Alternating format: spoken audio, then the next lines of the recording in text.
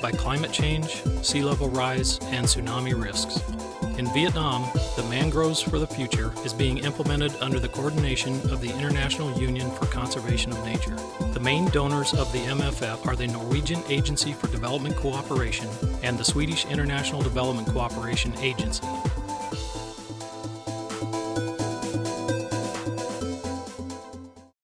The MFF slogan is Investing in Coastal Ecosystems.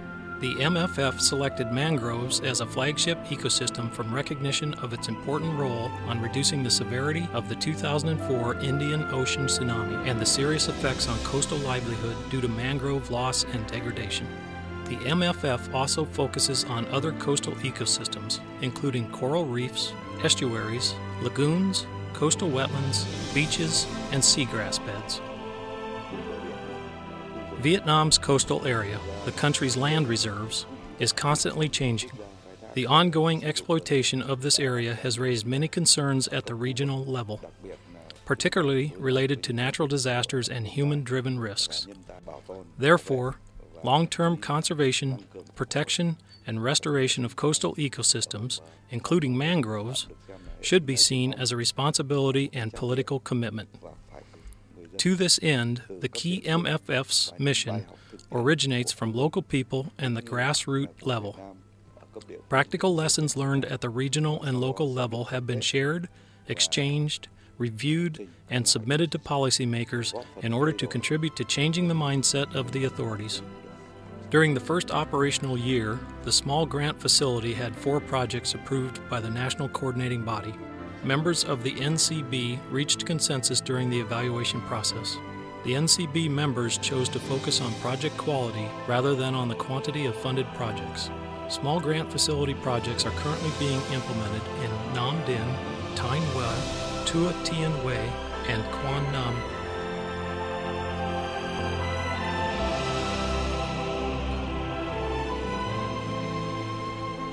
Lap An Lagoon spreads over an area of 1,700 hectares in the town of Lan Co, Tua Tien Huay. It is bestowed with diversified coastal wetland resources, including indigenous mangroves with great potential for tourism, aquaculture development, and conservation. Therefore, the management, protection, and restoration of the Lap An Lagoon has received great attention by local authorities and the communities. The workshop entitled Community-Based Mangrove Forest Management and Restoration Model in Lap An Lagoon, Lan Co Town, Phu Lac, Tua Tien Huay is seen as an opportunity for scientists, managers, IUCN project coordinators, and local people to discuss and reach consensus about the project design and implementation, with a particular focus on community participation. One key component of the MFF is to ensure people's livelihood while restoring mangrove ecosystems through the development of a community-based mangrove conservation and management model in Lap An Lagoon ecosystem. Within the project framework, the local fisheries branch was established with an aim to enhance community capacity and at the same time strengthen participation of its members in mangrove conservation and restoration in the lagoon. Fishermen are provided with guidance on how to use fishing instruments to ensure sustainable use of natural resources. The Fisheries Branch has also raised awareness of its members through the dissemination of legal and policy information, while promoting technology transfer and economic cooperation among its members. On Lan Co Lagoon, the pressure on fisheries resource is very high due to existing overexploitation.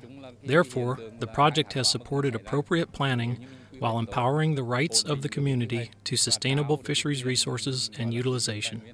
In this way, people would stabilize investment in aquaculture production and utilization as a way to contribute to mangrove restoration. Mr. Tran Dan K has engaged in aquaculture production for many years on Lap An Lagoon. He and many other local people hope that the restoration and protection of mangroves in Lap An Lagoon will improve the livelihoods of hundreds of local households living nearby. The role of the media has helped to change the perspectives of provincial leaders in Tua Tien Huay in terms of limiting land availability for golf courses in the Lan Co area, Tua Tien Huay.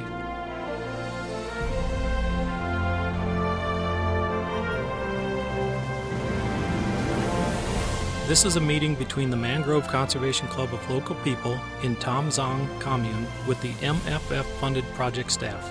The project aims to integrate mangrove conservation and restoration into local people's livelihoods in An Hoa Lagoon, Tam Giang Commune, Nguyen Thanh District, Quang Nam Province. Previously, Tam Giang Commune had several hundred hectares of mangroves. Mr. Pham Thanh Bin still remembers that by the 1980s there were abundant crabs, shrimp, fish, clams, etc. under the mangroves. Due to the development of more shrimp ponds in the 1990s, mangroves have been reduced significantly.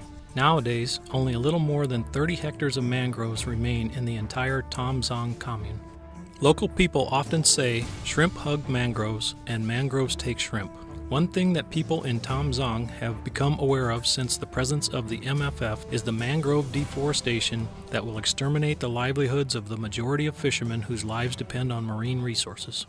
Guidance on aquaculture production in mangroves is great as it directly benefits my family, especially since my family currently lives near the river and we would be threatened if mangroves are not conserved and restored. We can both protect mangroves and continue aquaculture production under the mangroves canopy to increase our income.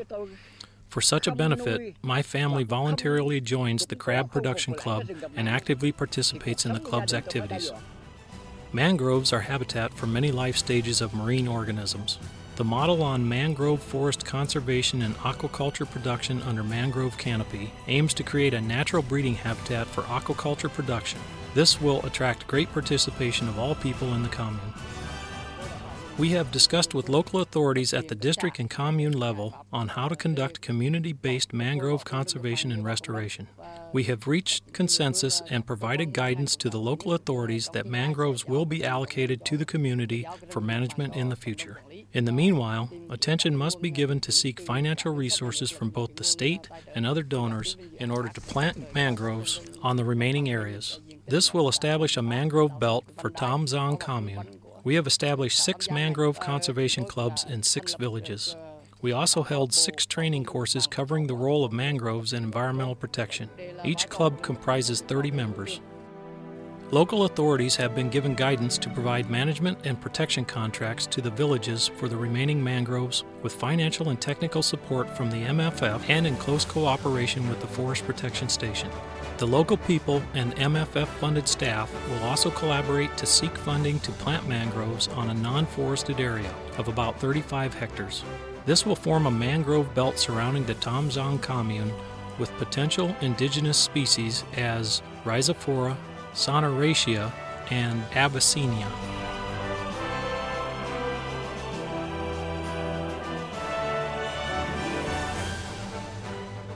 In 2005, the dam ray storm passed by Hoa Loc District, Thanh Hoa, a province in the central region of Vietnam. As a consequence, 3.5 out of the total 5 kilometers of sea dike surrounding the district was broken, resulting in severe damages to the area and the people. The storm caused property and crop damage up to 85 billion Vietnamese dong, an equivalent of $4.5 million. Meanwhile, 1.3 kilometer of sea dike with mangrove forest could have helped save both crops and people here.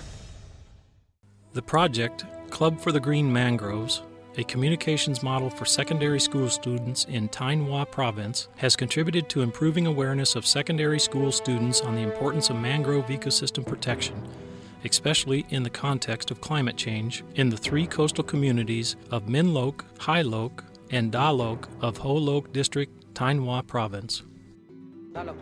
Da Loc is a coastal commune of Hoa Loc District, Thanh Hoa Province.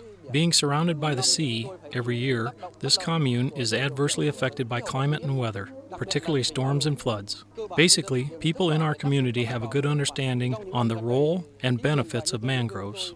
In recent years, we have paid attention to the mangroves. Previously, we only had 200 hectares of mangroves, but after 5 years, since 2007, our mangroves have multiplied to over 400 hectares.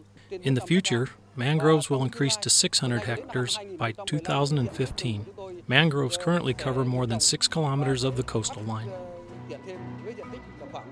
Today is a festival of the Club for the Green Mangroves members from the 3 secondary schools, including Da Loc, Hai Loc, and Minh Loc.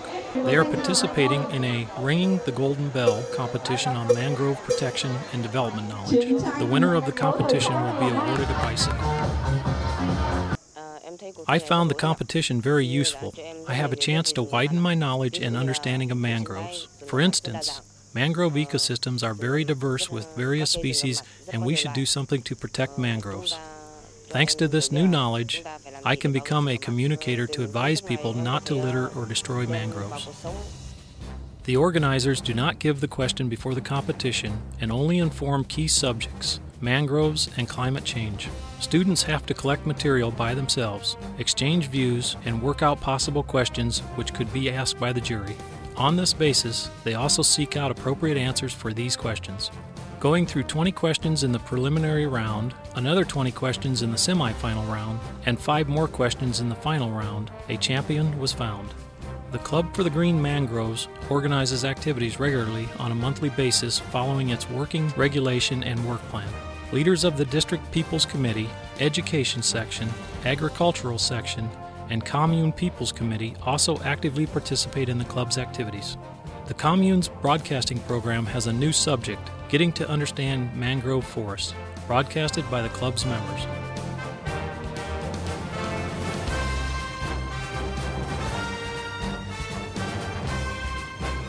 The project, entitled Sustainable Use of Mangrove Resources to Benefit Poor Women Through Piloting Co-Management Mechanisms in the Core Area of Swan Tui National Park, has been implemented on the basis of the Co-Management Pilot Policy. The project is to legalize and control fishing activities in 1,000 hectares of mangroves in the core area of Swan Tui National Park, where exploitation is not allowed.